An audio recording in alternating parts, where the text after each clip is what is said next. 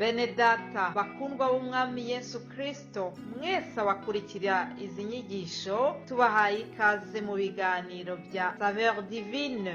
Ibi biganiro mu bitegurirwa n'abavugabutumwa bwiza batandukanye, akaba ari umuhamagaro ugendera ku ijambo ry'Imana byanditse mu gitabo cy'ubutumwa bwiza uko bwanditswe na Matayo ibice 24 umurongo wa 14. Kandi ubutumwa bwiza bw'ubwami buzigishwa mu isi yose ngo bube ubuhamya bwo guhamiriza amahanga yose, nibwo imperuka izaherako ize. Ibi biganiro mubikurikira ku channel ya YouTube yitwa Saveur Divine. Tubifurije kugubwa neza. Imana Data ari nayo So ibaha umugisha.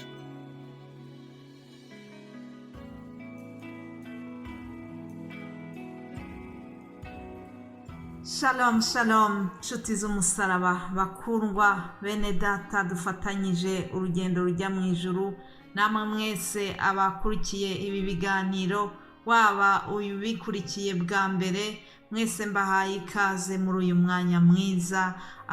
Muri kumwe na Immaculée Nyiraneza mu kiganiro cya Saveur Divine cyo kuwa mbere, ikiganiro gifungura ibindi biganiro byo muri iki cyumweru tuzumva. Mbahaye ikaze rero muri uyu mwanya mwiza wo kumva ijambo ry'Imana. Imana ishimwe. Reka tubanze dushimire Imana kuba yaraturinze muri uku kwezi kwa karindwi gushize. Ndizera yuko wabonye uburinzi bwayo, ndizera yuko Imana iri kumwe nawe. Wowe unyumva, niba ushobora kumva ubu butumwa, nuko hari icyo Imana yakoze. Kuba amatwi yawe akora neza, iryo ni ishimwe wagombye guhorana mu mutima. Haleluya. Ndashimira Imana rero. Reka mbinginge twese hamwe tubanze dushima Imana kubw'uku kwezi twatangiye kwa munani. Data wa twese wo mu ijuru, izina ryawe niryubahwe. Turakunezerewe kuri uyu munsi. Uyu ni umunsi mwiza waturemeye, umunsi mushyashya. Reka tuwunezererwemo. Ni umunsi tutazongera kubona ukundi. Ni umunsi wari wagennye muyo watugeneye tukivuka. Rero turawugushimiye, tugushimiye ko watwemereye kuwubamo. Mana, ndakunezerewe kubw'uburinzi bwawe.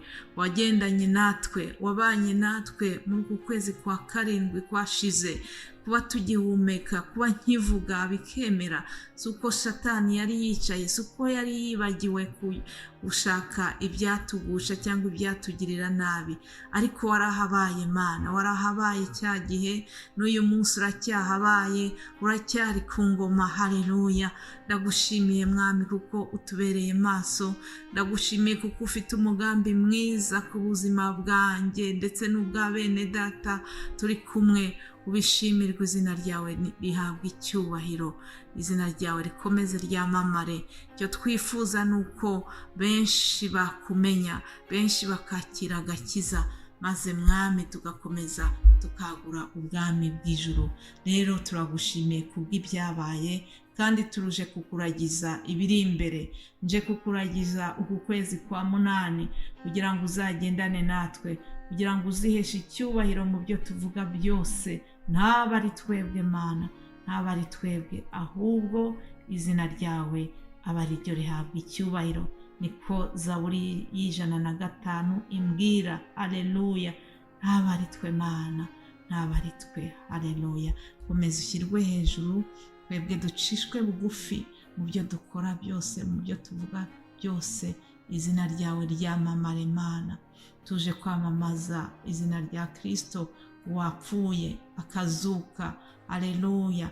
Akaba yicaye iburyo bw'Imana Data wa twese, aho yagiye kudutegurira imyanya tuzabanamo, aho yagiye kudutegurira kuzabana nawe ubuziraherezo. Twebwe abamwizeye, twebwe abemeye kubaha mukurikira, Mwami ndakwinginze kugira ngo wongere uzane benshi kuri wowe. Mwuka wera ndamwinginga kugira ngo yatire aze kureshya abantu benshi baze kuri wowe. Mu izina rya Yesu tubisenze, ndinginze kugira ngo n'uyu munsi ugire abuzana mwami, wagira abo wongera kwireherezaho ukabazana kuri wowe. Mwuka wera ndakwinginze kugira ngo ugire abuhamagara muri uku kwezi kwa munani twatangiye.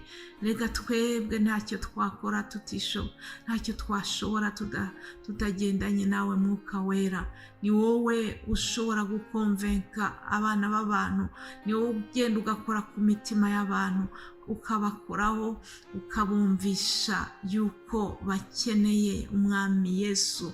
Rero Mwuka wera turagutumye, turakwinginze kugira ngo nanone wongere ukore imirimo, ugire icyo hindura. Mwami wanjye, ndakwinginze kugira ngo Umwuka wera wadusigiye nukuri agende ahindure babandi bose binangiye imitima, ugira icyo urema mu mitima yabo.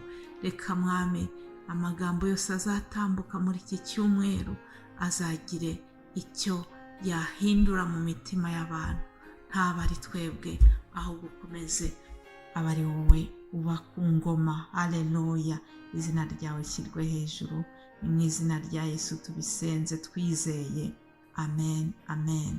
Imana nibaha umugisha mwebwe mwese abamaze gukurikira iri sengesho. Turakomeje, ndagira ngo mbashimire abashyigikira uyu muhamagaro mwiza wa Saveur Divine.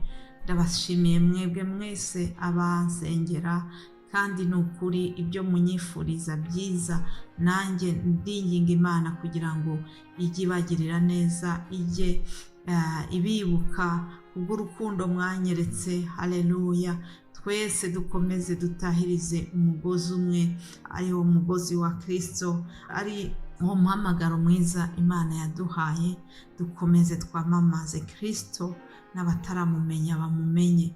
Yesu yigeze kuvuga ijambo rikomeye rivuga ngo ibisarurwa ni byinshi, ngo ariko abasaruzi ni bake. Icyampa Imana ikabyura, ikahagurutsa abandi basaruzi muri uyu murimo mwiza. Rero ndagushimiye wowe dusangiye iyo nyota, inzara n'inyota byo kwagura ubwami bw'ijuru. Ndagushimiye cyane wowe wamenye yuko tugomba gusengera uyu murimo. Erega bene data, nta kintu twageraho tutagisengeye. Amasengesho niyo byose bivamo.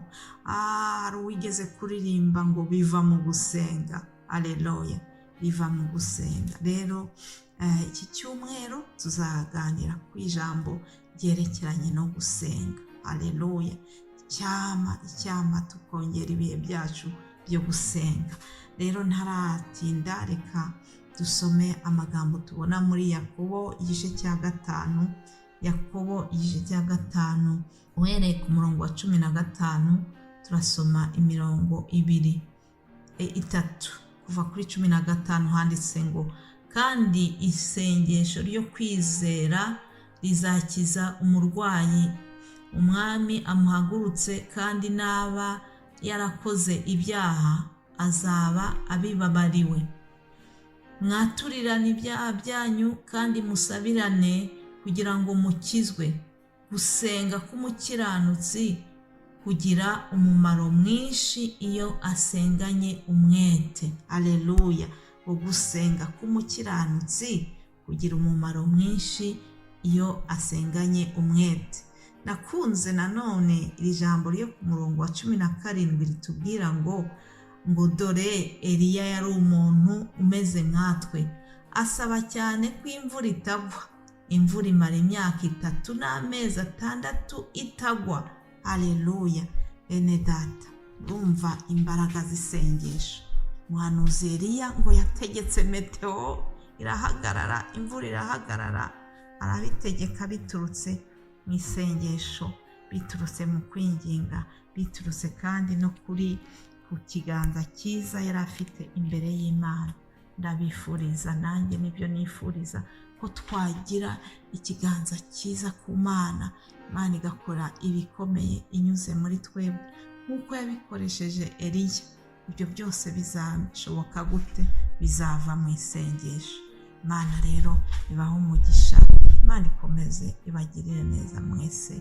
Bifurije umunsi mwiza wo kuwa mbere, muzagira ukwezi kwiza kwa munani, kandi mbifurije kugira ngo ibyo bene data bazabasangiza bizabagirire umumaro, bizagire ahandi bibageza, mu izina rya Yesu Kristo. Amen, amen.